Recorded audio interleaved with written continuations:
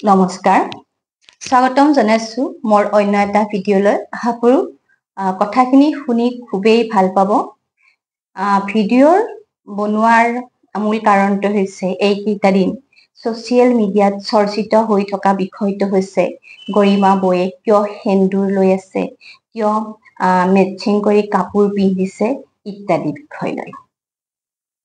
আজি তাৰ ওপৰতে ভিডিঅ'টো বনাম, আশা কৰোঁ ভাল পাব।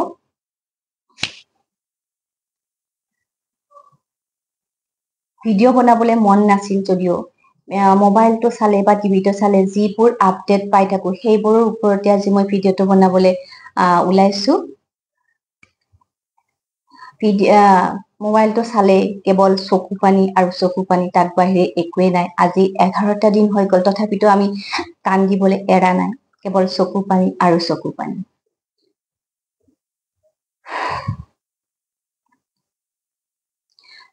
আৰু তাতেই বহুতেই কমেণ্ট কৰি আছে, গৰিমা বৌক ইমান বেয়াকৈ কমেণ্ট কৰি আছে।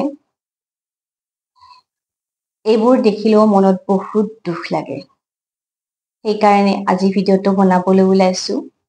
তেওঁক কাপোৰ পিন্ধালৈ কৈছে, সেন্দুৰ লোৱালৈ কৈছে, আনকি তেওঁৰ চৰিত্ৰৰ ওপৰতো প্ৰশ্ন কৰিবলৈ মানুহে এৰা নাই।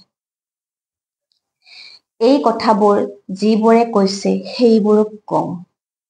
সকলোৱেতো বেয়াকৈ কোৱা নাই, আধা সংখ্যকেহে বেয়াকৈ কৈছে। যিবোৰে বেয়াকৈ কৈছে তেওঁলোকক কৈছো,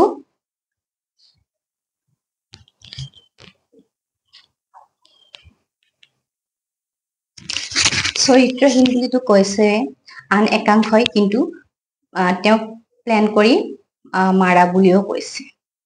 এইবোৰ কথা নকব, জানেনে? এইবোৰ কথাই অন্তৰত বহুতেই দুখ দিয়ে। নিজৰ গিৰিয়েকক কোনোবাই জানো প্লেন কৰি মাৰিব পাৰে? যিবোৰে মাৰিছে সেইবোৰৰ কথা নকব, সেইবোৰ বেলেগ। আৰু আমাৰ গৰিমা বৌ হৈছে বেলেগ। তেওঁ প্ৰি প্লেন কৰি মাৰিব নোৱাৰে। আমি পডকাষ্টবোৰত দেখিছোৱে দেখোন, কোনোবা এটা পডকাষ্টত গৰিমা বৌয়ে জুবিনদাৰ বিষয়ে বেয়াকৈ কোৱা আমি দেখিছোনে? কোনো এটা পডকাষ্টতে জুবিনদাৰ বিষয়টো বেয়াকৈ কোৱা নাই। আৰু দেখিছোৱে দেখোন, জুবিনদাক শিশু এটাৰ নিচিনাকৈ যত্ন লয়। সময়ত বন্ধু, সময়ত পত্নী, এটা সময়ত তেওঁ মাতৃও হৈছে। তেনেদৰে গৰিমা বৌয়ে জুবিনদাক চম্ভালি লৈ গৈ আছে। তেনেকুৱা এগৰাকী মহিলাই নিজৰ গিৰিয়েকক মাৰিব পাৰে বুলি আমি কেনেকৈ ভাবি ল'ব পাৰো? সঁচাকৈ আমিবোৰ ইমান নিষ্ঠুৰ নে? তেওঁক মাৰা বুলিও আমি ভাবিবলৈ পাৰিলো। এইবোৰ কথা কেতিয়াও কাকো নকব। যিজনে ইতিমধ্যে নিজৰ আপোন কোনোবা এজনক হেৰুৱাইছে তেওঁহে বুজি পায় মৃত্যুৰ যন্ত্ৰণা কিমান কষ্টকৰ। তেওঁহে গম পাইছে নিজৰ আপোনজনক হেৰুৱাই তেওঁ কেনেকুৱা মৰ্মবেদনাত ভুগি আছে। তাৰ পিছতো তেওঁ জুবিন অনুৰাগীসকলৰ লগতো কথা পাতিছে, তেওঁলোককো চম্ভালিব লগা হৈছে। প্ৰত্যেকটো কথাই তেওঁ চম্ভালিব লগা হৈছে। নিজৰ মনত থকা দুখবোৰ তেওঁ প্ৰকাশ নকৰি সমাজখনত লগত বহি আছে। আমি কেতিয়াবা ভাবি চাইছোনে এনেকুৱা কষ্ট কৰিছে? যেতিয়া জুবিনদাৰ মৃত্যুৰ খবৰ আহিছিলে তেওঁ এয়াৰপৰ্টলৈও গৈছিলে, তাৰ পৰা ঘূৰি আহিছে।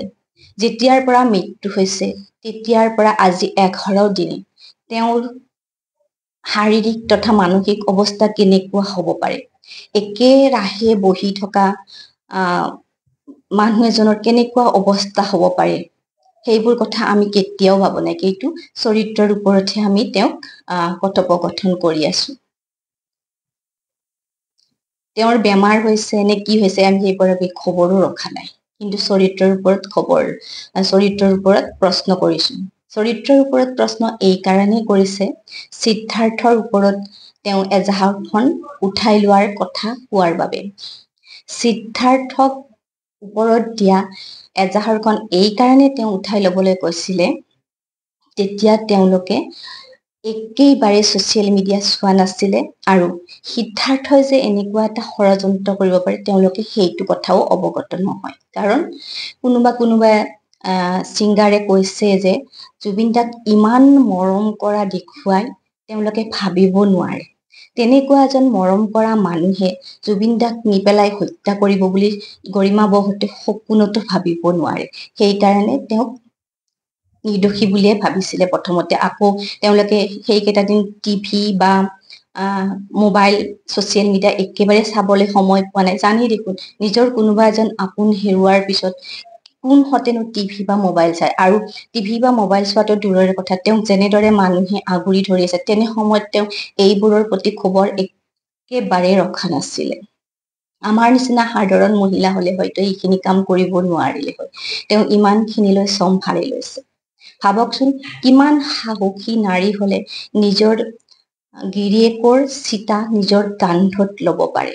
তেনেকুৱা এগৰাকী মহিলাক আমি প্ৰশ্ন কৰা জানো উচিত হৈছে? তেওঁ পিন্ধিবই লাগিব। অসমৰ কোণৰ পৰা ডাঙৰ ডাঙৰ মন্ত্ৰী MLA লণ্ডনৰ পৰাও তেওঁলোকৰ ঘৰত মানুহ আহিছে। তেওঁতো এনেদৰে থাকিব নোৱাৰে। আৰু কোনখন ক'ত লিখা আছে যে বিধৱা হলে বগা কাপোৰ পিন্ধিবই লাগিব? ক'তোতো লিখা নাই। নিজক সজাই পৰাই ৰখাৰ অধিকাৰ সকলোৰে থাকে। আৰু সেন্দুৰ লৈছে। সেন্দুৰখিনি দেখোন জুবিন দাই নিজৰ গানতে কৈ গৈছে শিৰৰ সেন্দুৰ নুমুচিবলৈ। সেইকাৰণে তেওঁ শিৰৰ সেন্দুৰখিনি লৈ জুবিন দাক তেওঁৰ মাজত জীয়াই ৰাখিছে। আমি দেখি ভালহে পাব লাগে। কিন্তু সেইখিনি নকৰি এচামে কৈছে কিয় সেন্দুৰ লৈছে। তেওঁৰ সেন্দুৰখিনিতে দেখোন আমি জুবিন দাক দেখা যেন পাওঁ।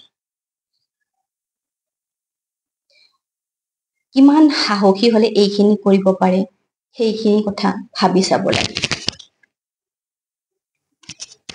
এতিয়া যেতিয়া গৰিমা বৰহঁতে গম পাইছে যে তেওঁলোকৰ নেগলিজেঞ্চিৰ কাৰণে জুবিন দা আজি এই পৃথিৱীত নাই, তেওঁলোকেও কিন্তু এতিয়া আগবাঢ়ি আহিছে, এজাহাৰ দিছে।